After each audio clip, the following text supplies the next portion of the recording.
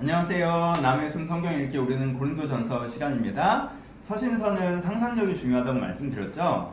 이 편지를 읽으면서 당시 교회가 어떤 상황이었는지 상상해보는 게 중요하다고 얘기했습니다. 그래서 고린도전서는 두 번에 나누어 설명할 건데 오늘은 고린도전서가 어떤 상황이었는지에 대해서 한번 이야기를 해보도록 하겠습니다. 고린도 교회는 당시에 어떤 일들이 벌어졌냐면 첫 번째, 그리스적인 그 철학관, 분파주의를 가져왔어요. 그러니까 성경에 보면 나는 아볼로파다, 나는 바울파다, 나는 게바파다 라고 하면서 파벌을 형성했다고 나와 있거든요. 이 사람들이 왜 그랬을까요? 그리스에서 원래 그렇게 하는 거거든요. 이 사람들은 그리스 문화에 있는 사람들, 고린도라는 게 그리스 문화에 있는 사람들이잖아요. 그리스는 어때요? 어떤 지도자가 있으면, 스승이 있으면 그 스승의 가르침에 동의하는 사람들이 막 붙어서 제자들이 되고, 이 스승이 있고 이 두 파벌 가운데 논쟁이 있고, 또 이 논쟁을 통해서 승리한 사람들이 주도권을 가져가고 약간 이렇게 되는 거잖아요. 그러니까 자기들은 뭔가 진리나 가치관에 대해서 하는 건 원래 그렇게 하는 거다라는 거 익숙한 사람들인 거예요. 그러니까 자기가 원래 하던 대로 교회 안에서도 그렇게 해서 난 바울이 더 마음에 드니까 난 바울 팔래, 난 게바가 마음에 드니까 난 게바 팔래, 베드로죠? 게바 팔래, 아볼로 마음에 드니까 난 아볼로 파야. 이런 식으로 어떤 파벌을 형성하고 자기들끼리 경쟁하고 서로를 비판하고 막 이런 식으로 움직인 거예요.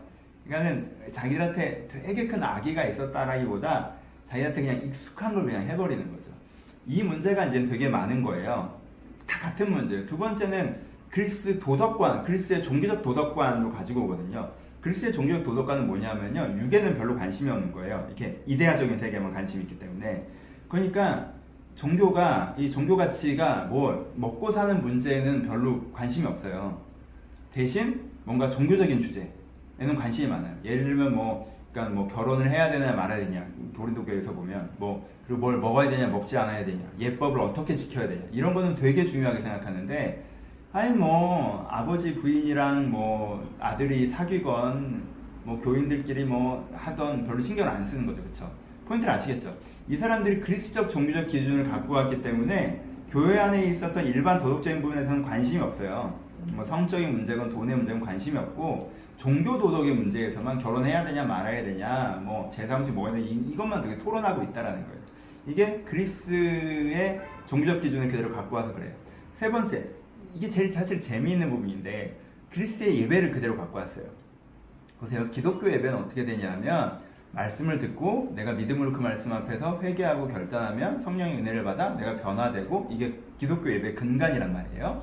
말씀, 내가 믿음의 결단, 구원의 은혜, 그리고 성령의 변화, 이게 이제 기독교 예배예요.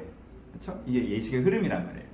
그런데 그리스 예배는 어떻게 되냐면, 그리스의 예식은 어떻게 되냐면, 내가 신을 초청하는 거, 그게 노래가 됐건 춤이 됐건 신을 초청, 그게 제사, 제물을 드리는 것도 표현되죠. 이게 신을 초청하는 것이 앞부분이고, 두 번째는 그러면 신탁, 신이 메시지를 주는 거예요. 누구한테 줘요? 이때 여사제에게 줘요. 여자 사제에게 신탁이 내려요. 그럼 신탁, 신의 메시지를 사람들한테 전하면 사람들이 그 신탁을 가져가서 이렇게 하는 게 좋대 하고 그대로 하는 거예요. 되게 신비로워 보이지만 우리도 똑같은 거 하는 거죠. 그렇죠? 우리가 복채 내고 신내림 받으신 무당 이런 분들이 신탁을 우리한테 얘기해 주면 우리가 그렇게 하면 좋대, 이렇게 하는 거, 요게 그리스식 예배였단 말이에요. 근데 이제는 이 고린도 교회는 그것도 갖고 온 거예요. 그래서 어떻게 됐어요? 읽어보시면 재미있는 게, 설교를 하고 있는 중간인데, 예배 시간인데 막 예언받은 여자분들이 곳곳에서 일어나서 막 예언을 하고 방언을 하는 거예요. 알아듣지도 못한 말로 또 어떤 알아들을 말로. 그러니까 이게 혼란인 거예요. 난장판인 거예요. 계속 예배가. 또 더 재밌는 거, 성찬식을 하는데, 기독교의 성찬은 이게 그리스도의 몸과 피를 내가 고백하는, 되게 십자가의 복음을 고백하는 예식인데 그리스식으로 하는 거예요. 그러니까 어떻게 하는 거예요? 어떤 사람들은 성찬식 때 포도주를 너무 많이 마셔서 취하고, 어떤 사람은 떡을 너무 많이 식사를 해버려가지고 다음 사람이 먹을 게 없고, 요렇게 되는 거죠. 요런 얘기를 들으면 너무 수준 낮은 교회다 이렇게만 생각했는데, 그게 아니라 이 사람들은 당시 그리스식 예식을 그냥 갖고 온 거예요. 그러니까 길죠, 설명은. 왜 분파주의가 아닌지 얘기하고, 왜 그리스식 기준이 아닌, 도덕 기준이 아닌지 얘기하고, 왜 그리스식 예배가 아닌지 얘기하고, 설명이 길고 고린도전서가 길어지긴 하는데, 문제는 맥락은 하나죠. 뭐예요? 이 사람들이 시대의 상식으로 신앙을 해석해버린다는 거예요. 원래는 어떻게 해야 돼요? 신앙으로 시대의 상식을 해석해야죠. 신앙적 방식으로 신앙적 방식을 관점으로 세상을 바라봐서 이제부터 나는 어떤 사람이고 나는 어떻게 살아갈 거고 이렇게 돼야 되는데 그게 아니라 그 시대의 정신으로 신앙을 해석해버려서 당연히 뭐 이런 거겠지 이런 식으로 해서 언어만 기독교 언어이지 속 내용은 그리스 가치관이랑 똑같은 교회를 만들어버리고 있다는 거예요. 이게 제일 큰 문제인 거예요. 여러분 여기까지만 적용하고 1번은 마무리할까요? 여러분 이런 일들이 우리한테도 벌어지죠. 재밌게 거의 똑같이 벌어져요. 뭐도 있어요.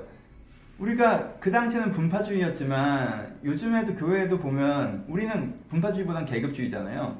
교회 오면 평신도가 평민이고 그 위에 뭐 집사 있고 뭐 안수집사, 권사 있고 위에 장로 있고 뭐 목사 있고 마치 계급 사회여서 우리가 경쟁하면서 되게 더 높아지는 것처럼 이렇게 생각하죠. 이게 사실 교회에서 말도 안 되는 얘기인데 이게 다 봉사직이고 섬기는 거 이름 없이 빚도 없이 뭐 이런 건데 그런 건데 마치 이게 되게 성공의 피라미드인 것처럼 생각하죠. 이게 뭐예요?